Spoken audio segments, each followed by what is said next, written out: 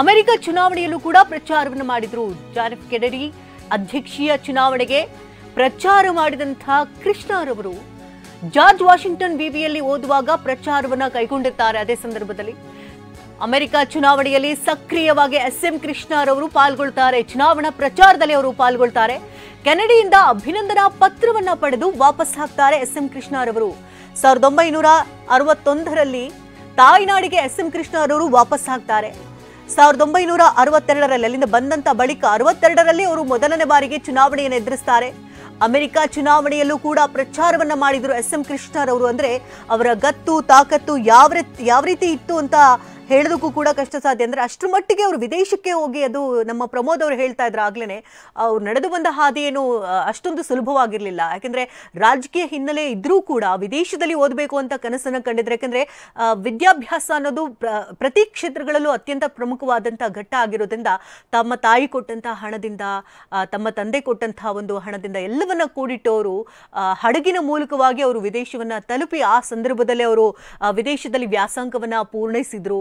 ಜೊತೆಗೆ ಅಲ್ಲೂ ಕೂಡ ಎಲ್ಲಾ ರೀತಿಯಲ್ಲೂ ಕೂಡ ಪ್ರಚಾರಗಳನ್ನ ಮಾಡ್ತಾ ಅವರು ತಮ್ಮದೇ ಆದಂತಹ ಒಂದು ಗತ್ತನ್ನ ನಿರೂಪಿಸ್ತಾ ಬಂದ್ರು. 1961ರಲ್ಲೇ ಅವರು ವಿದೇಶದಲ್ಲಿ ಅವರು ಏನಿವಾಗ ನಾವು ಗಮನಿಸ್ತಾ ಇದ್ದೀವಿ, ವಿದೇಶದಲ್ಲೇನೆ ಅವರು ಆಗ್ಲೇನೆ ಪ್ರಚಾರ ಮಾಡಿದ್ರು. ಕೆನೆಡಿಯಿಂದ ಅಲ್ಲಿ ಅಭಿನಂದನಾ ಪತ್ರವನ್ನ ಪಡ್ಕೊಂಡು ನಂತರ 1962ರಲ್ಲಿ ತಮ್ಮ ಸ್ವಗೃಹಕ್ಕೆ ಬರ್ತಾರೆ. ಆ ಸಂದರ್ಭದಲ್ಲಿ ಇಡೀ ಊರೇ ಸಂತೋಷ ಪಟ್ಟು ಅವರನ್ನ ಪ್ರೀತಿಯಿಂದ ಬರಮಾಡಿಕೊಂಡಿತ್ತು ಅನ್ನುವಂತಹ ವಿಚಾರಗಳೆಲ್ಲವೂ ಕೂಡ ಇವಾಗ ನಾವೇನು ಗಮನಿಸ್ತಾ ಇದ್ವಿ. ಎಸ್.ಎಂ. ಕೃಷ್ಣರವರು ನಡೆದು ಬಂದಂತ ಹಾದಿ ಇದು. ಯಾಕಂದ್ರೆ ಯಾವುದೂ ಕೂಡ ಸುಲಭವಾಗಿರ್ಲಿಲ್ಲ. ಒಬ್ಬ ಸಭ್ಯ ರಾಜಕಾರಣಿ, ರಾಜಕೀಯ ಹಿರಿಯ ಮುತ್ಸದ್ದಿ, ಜೊತೆಗೆ ಅಜಾತ ಶತ್ರು, ಎಲ್ಲಾ ಪಕ್ಷಗಳಿಂದಲೂ ಕೂಡ ಅವರನ್ನ ಇವತ್ತು ಏನು ಹೊಗಳ್ತಾ ಇದ್ದಾರೆ ಅಂತಂದ್ರೆ ಅದು ಸುಲಭದ ಮಾತಲ್ಲ. ಈ ಬಗ್ಗೆ ಮಾತನಾಡೋದಕ್ಕೆ MLC ಹಾಗೆ ಎಸ್.ಎಂ. ಕೃಷ್ಣರವರ ಆಪ್ತೇಷ್ಟರಾದಂತಹ ವಲಯದಲ್ಲಿದ್ದಂತಹ ವಿಶ್ವನಾಥ್ ಅವರು ದೂರವಾಣಿ ಸಂಪರ್ಕದಲ್ಲಿದ್ದಾರೆ. ವಿಶ್ವನಾಥ್ ಅವರೇ, ನೀವು ಕಂಡಂತೆ ಎಸ್.ಎಂ. ಕೃಷ್ಣರವರ ಬಗ್ಗೆ ಒಂದಷ್ಟು ವಿಚಾರಗಳನ್ನ ಮೆಲುಕು ಹಾಕೋದಾದ್ರೆ. ಖಂಡಿತ. ಯಾಕೆಂದ್ರೆ ಎಸ್.ಎಂ. ಕೃಷ್ಣರವರ ಸರ್ಕಾರದಲ್ಲಿ ಅವರ ಸಂಪುಟದಲ್ಲಿ ನಾನು ಸಚಿವರಾಗಿ ಕೆಲಸ ಮಾಡುವಂತ ಒಂದು ಅವಕಾಶ ಕೊಟ್ಟಿದ್ರು ನನಗೆ. ಮತ್ತೆ ಎಲ್ಲಾ ರೀತಿಯಲ್ಲೂ ನಮ್ಮನ್ನ ಪ್ರೋತ್ಸಾಹಿಸ್ತಾ ಇದ್ರು. ನಡವಳಿಕೆ, ಸಂಸ್ಕಾರ, ಸಂಸ್ಕೃತಿ ಅವರಿಂದ ಬಹಳಷ್ಟು ಕಲ್ತವ್ರು ನಾವು. ಅವರ ಡಿಸಿಪ್ಲಿನ್ ಹೇಗಿತ್ತು, ಅವರ ಪದಪ್ರಯೋಗ ಎಲ್ಲೂ ಕೂಡ ಅಪ್ಪಿತಪ್ಪಿಯು ಯಾರನ್ನು ಏಕವಚನದಲ್ಲಿ ಮಾತಾಡ್ತಿದ್ದವ್ರು. ಹಾಗಾಗಿ ನಾವು ಎಸ್.ಎಂ. ಕೃಷ್ಣರವರು ದೇವರಾಜರ ಸರ್ಕಾರದಲ್ಲಿ ಅವರು ಇಂಡಸ್ಟ್ರೀಸ್ ಅಂಡ್ ಕಾಮರ್ಸ್ ಮಿನಿಸ್ಟರ್ ಆಗಿದ್ದಂಥವ್ರು. ಅವರು ಪ್ರೆಸಿಡೆಂಟ್ ಆಫ್ ಇಂಡಿಯಾ ಮತ್ತು ಪ್ರಧಾನಮಂತ್ರಿ ಎರಡು ಜವಾಬ್ದಾರಿಗಳನ್ನು ಹೊರತುಪಡಿಸಿ ಎಲ್ಲಾ ಜವಾಬ್ದಾರಿಗಳನ್ನು ಕೂಡ ಅತ್ಯಂತ ಚಾಣಾಕ್ಷತೆಯಿಂದ ನಿರ್ವಹಿಸಿದಂತ ಕೀರ್ತಿ ಪುರುಷರು ಅಜರಾವ್ ರಾವ್ ಅವರ ಪಾತ್ರಗಳು ಕೂಡ. ಹಾಗಾಗಿ ಮಂಡ್ಯದ ಅಕ್ಕರೆಯ ಸಕ್ಕರೆಯ ನಾಡಿನ ರಾಜಕೀಯ ಮುತ್ಸದ್ದಿ ಮತ್ತು ಹಲವಾರು ಕಾರ್ಯಕ್ರಮಗಳನ್ನ ಅವರು ಮುಖ್ಯಮಂತ್ರಿ ಇದ್ದಂತ ಸಂದರ್ಭದಲ್ಲಿ ಕೊಟ್ಟಂತವ್ರು. ಇವತ್ತು 84 ಲಕ್ಷ ಮಕ್ಕಳು ಮಧ್ಯಾಹ್ನದ ಊಟ ಮಾಡ್ತಾ ಇದ್ದಾರೆ. ನಾನು ಅವಾಗ ಪ್ರಾಥಮಿಕ ಶಿಕ್ಷಣ ಸಚಿವರಾಗಿದ್ದೆ. ಬಹಳಷ್ಟು ರೀತಿಯಲ್ಲಿ ನನಗೆ ಪ್ರೋತ್ಸಾಹ ಕೊಟ್ಟರು. ಇವತ್ತು 84 ಲಕ್ಷ ಮಕ್ಕಳು ಊಟ ಮಾಡ್ತಾ ಇದ್ದಾರೆ. ಅದಕ್ಕೆ ಕಾರಣ ಎಸ್.ಎಂ. ಕೃಷ್ಣ ಸಾಹೇಬ್. ಯಶಸ್ವಿ ಆರೋಗ್ಯ ವಿಮಾ ಯೋಜನೆ 5 ರೂಪಾಯಿಗೆ 3 ಲಕ್ಷ ರೂಪಾಯಿ ತನಕ heart operation, kidney operation, uterus operation ಈ ತರದಕ್ಕೆ ಬಹಳ ನಮ್ಮ ಗ್ರಾಮೀಣ ಜನರಿಗೆ ಒಂದು ದೊಡ್ಡ ಕೊಡುಗೆಯನ್ನು ಅವರು ಕೊಟ್ಟೋದಂತ. ವುಮೆನ್ ಎಂಪವರ್ಮೆಂಟ್, ಸ್ತ್ರೀ ಶಕ್ತಿ ಮಾಡುತ್ತಿದ್ದಾರೆ. ಸ್ತ್ರೀ ಶಕ್ತಿ ಅಯ್ಯೋ. ಹಾಗಾಗಿ ಎಸ್.ಎಂ. ಕೃಷ್ಣರವರು ಏನೇ ಅದಕ್ಕೆ ಎಷ್ಟೇ ಕಷ್ಟಗಳು ಬಂದರೂ ಕೂಡ ಅವರು 3 ವರ್ಷ ಕಂಟಿನ್ಯೂಸ್ ಆಗಿ ಬರಗಾಲದಲ್ಲೂ ಕೂಡ ಅವ್ರು ಎಲ್ಲೂ ಕೂಡ ಜನ ಬರಗಾಲ ಅಂತ ಅನ್ನಿಸ್ಕೋಬಾರ್ದು ಆ ರೀತಿಯಲ್ಲಿ ಕೆಲಸ ಮಾಡ್ತಿರ್ತಾವ. ಮತ್ತೆ ಕಾಡುಗಳ ವೀರಪ್ಪನಿಂದ ರಾಜ್ಕುಮಾರ್ ಅಪಹರಣ ಮತ್ತು ಬೇರೆ ಬೇರೆ ವಿಕಾಸ ರೀತಿಯಲ್ಲಿ ಕಷ್ಟ ಬಂದರೂ ಕೂಡ ಸರ್ಕಾರಕ್ಕೆ ಅದನ್ನು ಎದೆಗುಂದದೆ ಎದುರಿಸ್ತಂತಾವ್. ರಾಜ್ಕುಮಾರ್ನವ್ರನ್ನ ಬಿಡಿಸ್ಕೊಂಡ್ಬಂದ್ರು ವೀರಪ್ಪನ ಪ್ರಶಸ್ತಿಯಿಂದ. ಹಾಗಾಗಿ ಅದೊಂದು ದೊಡ್ಡ ಇತಿಹಾಸ ಅದು ಅವರ ರಾಜಕೀಯ ಮತ್ತು ಆಡಳಿತದ ಜೀವನದಲ್ಲಿ. ರಾಜ್ಕುಮಾರ್ ಇದೆಲ್ಲರೂ ಕೂಡ ಎಷ್ಟೇ ಬರಗಾಲ ಬಂದರೂ ಕೂಡ ರಾಜ್ಯವನ್ನ ಚೆನ್ನಾಗಿ ರಕ್ಷಣೆ ಮಾಡಿಕೊಟ್ಟು ಕೀರ್ತಿ ಪುರುಷರು ಎಸ್ ಎಂ ಕೃಷ್ಣ ಸಾಹೇಬ್ ತಪ್ಪಾಡ್ಲಾರ್ದು. ಈಗ ನೀವು ತುಂಬಾ ಹತ್ತಿರದಿಂದ ಬಲ್ಲವರಾಗಿದ್ದೀರಿ ವಿಶ್ವನಾಥ್ ಅವರೇ, ಎಸ್ ಎಂ ಕೃಷ್ಣರವ್ರನ್ನ. ಯಾಕಂದ್ರೆ ಈಗ ಅವರು ನಡೆದು ಬಂದ ಹಾದಿ ನೀವು ಹೇಳಿದಂತೆನೆ ಅಷ್ಟು ಸುಲಭದಾಗಿರ್ಲಿಲ್ಲ.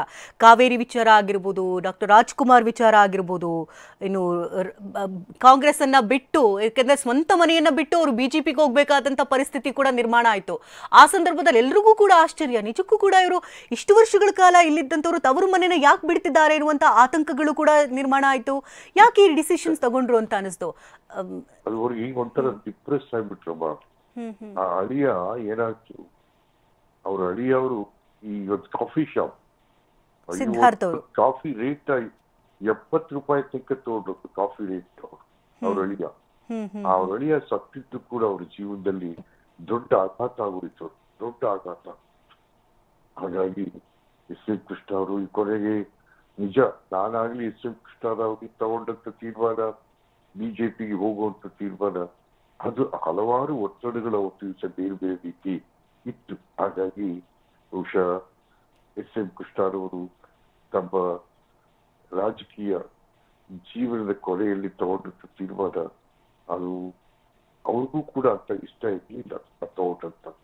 ಬಟ್ ಏನೇ ಆಗಲಿ ಕರ್ನಾಟಕ ರಾಜ್ಯ ರಾಜಕಾರಣದ ಕ್ಷಿತಿಜದಲ್ಲಿ ಸದಾ ಸ್ಮರಣೀಯವಾದಂತ ಹೆಸರು ಎಸ್ ಎಂ ಕೃಷ್ಣ ಅವರು ತಪ್ಪಾಗ್ಲಾರ್ದು. ಅಂದ್ರೆ ಕಡೆಯ ಬಾರಿಗೆ ನೀವು ಅವ್ರನ್ನ ಭೇಟಿಯಾಗಿದ್ಯಾವಾಗ? ನಾವೀಗೊಂದು 2 ತಿಂಗಳ ಹಿಂದೆ ಹೋಗಿ ಅವ್ರನ್ನ ಭೇಟಿ ಮಾಡ್ಕೊಂಡು ಬಂದಿದ್ದೆ. ಬಹಳ ಆರಾಮಾಗಿ ಮಾತಾಡ್ತಾ ಕೂತ್ಕೊಟ್ಟಿದ್ರು, ಹಳೇ ವಿಚಾರಗಳನ್ನ ಬೆಳಕಾಗ್ತಾ ಇದ್ರು ಅವರು. ಹಾಗಾಗಿ ಯಾಕೆಂದ್ರೆ ಮೈಸೂರು ದಸರಾವನ್ನು ಅತ್ಯಂತ ಚಂದಗೊಳಿಸಿದಂತವರು ಎಸ್ ಎಂ ಕೃಷ್ಣ ಅವರು. ಹೌದು, ನಾನು ಜಿಲ್ಲಾ ಮಂತ್ರಿಯಿಂದ ಮೈಸೂರಿಗೆ ಹಲವಾರು ವಿನೂತನ ಕಾರ್ಯಕ್ರಮಗಳನ್ನ ಪರಿಚಯಿಸುವುದರ ಮೂಲಕ ವಿಶ್ವದ ಪ್ರವಾಸಿಗಳನ್ನ ಆಕರ್ಷಣೆ ಮಾಡತಕ್ಕಂತ ಒಂದು ದೊಡ್ಡ ಕೆಲಸವನ್ನ ಅವರು ಮಾಡಿಕೊಟ್ರು.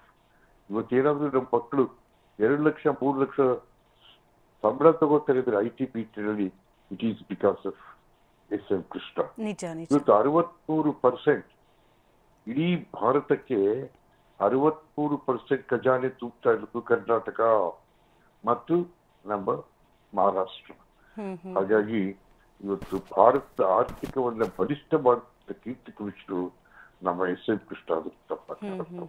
ವಿಶ್ವನಾಥ್ ಅವರೇ, ಹಾಗೆ ಒಂದು ವಿಚಾರ ಅಂತಂದ್ರೆ ಆ ಸಂದರ್ಭದಲ್ಲಿ ITBT ಎಲ್ಲ ಕನಸಿನ ಮಾತು ಅಂತ ಹೇಳ್ಬೋದು. ಇನ್ನು ಮಕ್ಕಳಿಗೆ ಕಂಪ್ಯೂಟರ್ ಅಂತ ನೋಡಿದೆ ಬಹುಶಃ ಎಸ್ ಎಂ ಕೃಷ್ಣ ಅವರ ಕಾಲದಲ್ಲಿ. ಈಗ ಮಕ್ಕಳೆಲ್ಲ ಆಗಿನ ಕಾಲದವರೆಲ್ಲ ಮಕ್ಕಳನ್ನ 90ರ ದಶಕದಲ್ಲಿ ಹುಟ್ಟಂತ ಮಕ್ಕಳೆಲ್ಲ ನೆನ್ಪು ಮಾಡ್ಕೊಳ್ಳೋದೇ ಎಸ್ ಎಂ ಕೃಷ್ಣ ಅವರ. ನಾವು ಕಂಪ್ಯೂಟರ್ ನೋಡಿದ್ದು ಎಸ್ ಎಂ ಕೃಷ್ಣ ಅವರ ಕಾಲದಲ್ಲಿ ಅಂತ. ಯಾಕಂದ್ರೆ ಅಷ್ಟು ದೂರದೃಷ್ಟಿಯನ್ನ ಹೊಂದಿದ್ದು, ಜೊತೆಗೆ ವಿದ್ಯಾರ್ಥಿಗಳೆಲ್ಲರೂ ಕೂಡ ಹಾಗೆ ಉಳ್ಕೊಳ್ಬಾರ್ದು, ಎಲ್ಲರೂ ಕೂಡ ವಿದ್ಯಾಭ್ಯಾಸದಲ್ಲಿ ಉನ್ನತ ಸ್ಥಾನವನ್ನ ಹೊಂದಬೇಕು ಅನ್ನುವಂತಹ ಮಹದಾಸೆಯನ್ನ ಹೊಂದಿದ್ದಂತವ್ರು. ಮಾಹಿತಿ ಸಿದ್ದು ಕಾರ್ಯಕ್ರಮದ ಮೂಲಕ ನಮ್ಮ ಗ್ರಾಮೀಣ ಮಕ್ಕಳಿಗೂ ಕೂಡ ಕಂಪ್ಯೂಟರ್ ಎಜುಕೇಶನ್ ಕೊಟ್ಟರು. ನಾನೇ ಅವತ್ತು ಎಜುಕೇಶನ್ ಮಿನಿಸ್ಟ್ರಿಗೆ ಅದಕ್ಕೆ ಬಹಳ ದೊಡ್ಡ ವಿಚಾರ, ಬಹಳ ದೊಡ್ಡ ವಿಚಾರ. ಬರೀ ಅರ್ಬನ್ ನಲ್ಲೇ ಉಳಿಬಾರ್ದು ITBT penetrate the rural also ಅಂತಕ್ಕಂಥದ್ದು ಅವರ ಆಸೆ ಇತ್ತು. ಅದಾಯ್ತು. ಸುಮಾರು 1,000 ಶಾಲೆಗಳಲ್ಲಿ, ಅದು ಹೆಣ್ಣು ಮಕ್ಕಳ ಶಾಲೆಗಳಲ್ಲಿ ಒಂದೇ ಸಾರಿ ಅದನ್ನ ಪ್ರಾರಂಭ ಮಾಡಿತ್ತು ನಾವು. ಹಾಗಾಗಿ ಎಸ್ ಎಂ ಕೃಷ್ಣರವರು ಎಲ್ಲ ರೀತಿಯಲ್ಲೂ ಕೂಡ ಕರ್ನಾಟಕ ಸರ್ವಾಂಗೀಣ ಅಭಿವೃದ್ಧಿಗೆ ತಮ್ಮ ಅಧಿಕಾರ ಕೇಳುವಂತ ಜವಾಬ್ದಾರಿಯನ್ನ ನಿರ್ವಹಿಸಿದಂತ ಜನರ ಕೃಷ್ಣ ಹೇಳೋದಕ್ಕೆ ಸರ್ ಅಯ್ಯೋ ವಿಶ್ವನಾಥ್, ನಮ್ಗೆ ಜನ ಜವಾಬ್ದಾರಿ ಕೊಟ್ಟಿದಾರಪ್ಪ, ಅಧಿಕಾರ ಕೊಟ್ಟಿಲ್ಲ, ಜವಾಬ್ದಾರಿ, ಆ ಜವಾಬ್ದಾರಿನ ನಿರ್ವಹಿಸ್ಬೇಕು ನಾವು ಅಂತಕ್ಕಂಥ ಮಾತು. ಹಾಗಾಗಿ ಎಸ್ ಎಂ ಕೃಷ್ಣ ನಾಲ್ಕು ತುಂಬಾ ಕಲ್ತಿದ್ದೀನಿ ಅವರಿಂದ, ಮತ್ತು ಅವರಿಂದ ನನ್ನ ವ್ಯಕ್ತಿತ್ವ ಕೂಡ ಜಾಸ್ತಿ ಆಯ್ತು. ಹಾಗಾಗಿ ಎಸ್ ಎಂ ಕೃಷ್ಣ ಅವರು ಇವತ್ತು ನಮ್ಮ ಅಗಲಿದ್ದಾರೆ. ಅವರೊಂದು ನೆನಪು. ಹಾಗೆ ವಿಶ್ವನಾಥ್ ಅವರೇ, ಅಂದ್ರೆ ಒಂದು ಕಡೆ ಅಧಿಕಾರ ಸಿಕ್ತು ಅನ್ನುವಂತಹ ಖುಷಿ ಒಂದು ಕಡೆ ಆದ್ರೆ, ಆ ವರ್ಷಗಳಿತ್ತಲ್ಲ ಅದನ್ನ ನಿಜಕ್ಕೂ ಕೂಡ ಒಂದ್ ರೀತಿ ಕತ್ತಲೆ ದಿನಗಳಲ್ಲಿ ಬೆಳಕಿನೆಡೆಗೆ ಕರ್ಕೊಂಡು ಹೋದಾಗಾಯ್ತು. ಯಾಕಂದ್ರೆ ಬರಗಾಲ ಪರಿಸ್ಥಿತಿ, ರೋಗ ರುಜಿನಗಳು, ಈ ಎಲ್ಲಾ ಸಮಸ್ಯೆಗಳಂತೂ ಎಸ್ ಎಂ ಕೃಷ್ಣರವರ ಹಿಂಡಿ ಹಿಪ್ಪೆ ಮಾಡ್ಬಿಡ್ತು ಅಂತ ಅನ್ಸುತ್ತೆ. ಹೌದು, ಆದ್ರೂ ಅದನ್ನ ಜನ ಫೀಲ್ ಮಾಡೋ ತರ ಮಾಡಲಿಲ್ಲ ಅವರು. ಅದಕ್ಕೆ ಏನಿರ್ಬೇಕು ಎಲ್ಲ ರೀತಿಯಲ್ಲೂ ಕೂಡ ಜನರನ್ನ ಸಮಾಧಾನ ಮಾಡ್ಕೊಂಡು ತಗೊಂಡು ಹೋದ್ರು. 3 ವರ್ಷ ಸತತವಾದ ಬರಗಾಲ ಕರ್ನಾಟಕವನ್ನ ಪೀಡಿಸ್ಬಿಟ್ಟು ಆ ಸಂದರ್ಭದಲ್ಲೂ ಕುಡಿಯುವ ನೀರಿಗಾಗ್ಲಿ ತಿನ್ನುವ ಅನ್ನಕ್ಕಾಗ್ಲಿ ಜನ ಜಾನುವಾರುಗಳಿಗೆ ಎಲ್ಲ ರೀತಿಯಲ್ಲೂ ಕೂಡ ಅವರು ಏನ್ ಬೇಕು ಅದನ್ನ ಮಾಡ್ತಾ ಹೋಗುತ್ತವ್ರು. ಅದರಲ್ಲೂ ತಮ್ಮ ಮಂತ್ರಿ ಮಂಡಲದ ಮಂತ್ರಿಗಳ ಸಹಕಾರ, ಜನರ ಸಹಕಾರ, ಅಧಿಕಾರಿಗಳ ಸಹಕಾರ, ಎಲ್ಲರ ಸಹಕಾರವನ್ನು ತೆಕ್ಕೊಂಡು ಅವರು ಜವಾಬ್ದಾರಿ ನಿರ್ವಹಿಸ್ತಾ ಹೋಗುತ್ತವ್ರು. ಅಂದ್ರೆ ಓರ್ವ ಕಾಂಗ್ರೆಸ್ನಿಂದ ರಾಜಕಾರಣಿ ಆಗಿ ಮುಖ್ಯಮಂತ್ರಿ ಆದರೂ ಕೂಡ ಆ ಸಂದರ್ಭದಲ್ಲಿ ಆ ಜಿಲ್ಲೆಗೆ ಸಂಬಂಧಪಟ್ಟಂತ ನಾಯಕರನ್ನ ಭೇಟಿ ಮಾಡಿ ಏನೆಲ್ಲ ಬೆಳವಣಿಗೆಗಳು ಮಾಡಬಹುದು, ಏನೆಲ್ಲ ಚೇಂಜಸ್ ಅನ್ನ ಮಾಡಬಹುದು, ಕಾವೇರಿ ನೀರಿನ ವಿಚಾರವಾಗಿರ್ಬೋದು, ಡಾಕ್ಟರ್ ರಾಜ್ ವಿಚಾರದಲ್ಲಾಗಿರ್ಬೋದು, ಬೇರೆ ಬೇರೆ ರಾಜಕಾರಣಿಗಳನ್ನ ಮಾತನಾಡಿ ಸಲಹೆ ಪಡೆಯೋದ್ರಲ್ಲೂ ಕೂಡ ಅವ್ರು ಹಿಂದೇಟ್ ಹಾಕ್ಲಿಲ್ಲ. ಇಲ್ಲ ನಾವು ಕೇಳ್ತಾ ಇದ್ವಿ. ನಾವು ಬೇಕಾದಷ್ಟು ಹೀಗ್ ಮಾಡೋಣ ಸರ್, ಹೀಗ್ ಮಾಡೋಣ, ಎಸ್ ಗೋ ಹೆಡ್ ಅಂತ ಹೇಳ್ತಾ ಇದ್ರು. ಅಂದ್ರೆ ಒಬ್ಬ ಮುಖ್ಯಮಂತ್ರಿ ತನ್ನ ಸಹಪಾಠಿ ಮಂತ್ರಿಗಳ ಬಗ್ಗೆ ಚರ್ಚೆ, ಅವ್ರು ಹೇಳ್ದಂತಾದ್ರೆ ಕೇಳುವಂತದ್ದು, ಅವ್ರದ್ದು ಏನಾದ್ರೂ ತಲೆ ಒಳಗೆ ಒಂದು ಉಪಾಯ ಇದ್ರೆ ಅದನ್ನ ಜಾರಿಗೆ ತರುವಂತದ್ದು, ಇದೆಲ್ಲ ಅವರು ಆ ಬಹಳ ಫ್ರೆಂಡ್ಲಿ ಆಗ್ತಾ ಇದ್ರು ನಮ್ಮ ಜೊತೆಗೆಲ್ಲ. ಅಂದ್ರೆ ಏನ್ ಮಹದಾಸೆ ಆಗಿತ್ತು ಅವ್ರದ್ದು ನೀವು ಕಂಡಂತೆ? ಅಂದ್ರೆ ಈಗ ಅವ್ರು ಸಾಕಷ್ಟು ದೂರದೃಷ್ಟಿಗಳನ್ನ ಹೊಂದಿದ್ರು. ಈಗ ITBT ಆಗಿರ್ಬೋದು, ಮೆಟ್ರೋ ಆಗಿರ್ಬೋದು, ಇದೆಲ್ಲವೂ ಕೂಡ ಅವ್ರು ಕಂಡಂತ ಕನಸುಗಳೆಲ್ಲವೂ ಈಗ ಸಾಕಾರ ಆಗ್ಬಿಟ್ಟಿದೆ. ಹೌದು ಅವ್ರು ಏನೇನು ಕನಸು ಕಂಡಿದ್ರು, ಆಗ್ಬೇಕು ಅಂತ ಆಗಿತ್ತು. Is a cyber leader. SM Krishna is a cyber leader. ಈ ವರ್ಲ್ಡ್ ಅಲ್ಲಿ ಅವ್ರ ಹೆಸರಿತ್ತು. ಹಾಗಾಗಿ ಬಹುಶಃ ಎಲ್ಲ ಅವರ ಜೀವನದ ಮಹತ್ವಾಕಾಂಕ್ಷೆಗಳನ್ನ ಎಲ್ಲರ ಸಹಕಾರ ಸಹಯೋಗಗಳೊಂದಿಗೆ ಅವರು ಸಾಧನೆ ಮಾಡ್ತಾ ಹೋಗುತ್ತಾವ. ಒಂದು ಆತ್ಮತೃಪ್ತಿ ಅವ್ರಿಗಿತ್ತು. ಅದಿತ್ತು ಖಂಡಿತ. ಅಂದ್ರೆ ನೀವು ಅವರಿಂದ ಅಂದ್ರೆ ಒಂದಷ್ಟು ವಿಚಾರಗಳನ್ನ ಕಲ್ತ್ಕೊಂಡಿದ್ದೇನು ಅಂತ? ನಾನು ಅವರಿಂದ ಕಲ್ತ್ಕೊಂಡಿದ್ದಂತಾದ್ರೆ, ಜನ ಜವಾಬ್ದಾರಿ ಕೊಟ್ಟಾಗ ಅಂದ್ರೆ ಪ್ರಾಮಾಣಿಕವಾಗಿ ನಿರ್ವಹಿಸಬೇಕು, ಎಷ್ಟು ಸಾಧ್ಯವಷ್ಟು ನಮ್ಮ ಜನರಿಗೆ ತಲುಪಿಸಬೇಕು ಅಂತಕ್ಕಂಥದ್ದು ಅವರ ಕಳಕಳಿ ಇತ್ತು. ಅದನ್ನೆಲ್ಲ ನಾವು ಕಲ್ತಂತ. ಧನ್ಯವಾದ H. ವಿಶ್ವನಾಥ್ ಅವರ ಟಿವಿನೊಂದಿಗೆ ಮಾತನಾಡೋದಕ್ಕಾಗಿ. ಇದು H. ವಿಶ್ವನಾಥ್ ಅವರು ಮಾತನಾಡಿದಂತಹ ಮಾತುಗಳಿದು.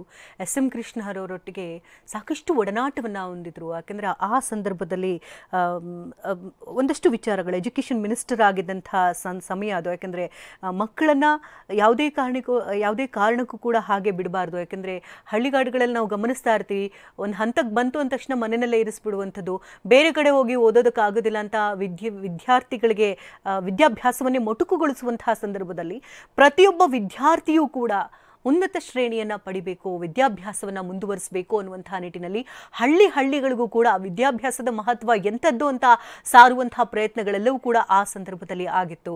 ಜೊತೆಗೆ ವಿದ್ಯಾರ್ಥಿಗಳಿಗೆ ಕಂಪ್ಯೂಟರ್ ಕೊಡುವಂತಹ ವಿಚಾರಗಳಾಗಿರ್ಬೋದು, ಸಾಕಷ್ಟು ವಿದ್ಯಾರ್ಥಿಗಳಿಗೆ ಅದು ಆ ಸಮಯದಲ್ಲಿ ಖುಷಿಯನ್ನು ಕೂಡ ತಂದುಕೊಟ್ಟಿತ್ತು ಅನ್ನುವಂತಹ ವಿಚಾರಗಳನ್ನು ಮೆಲುಕು ಹಾಕಿದ್ರು.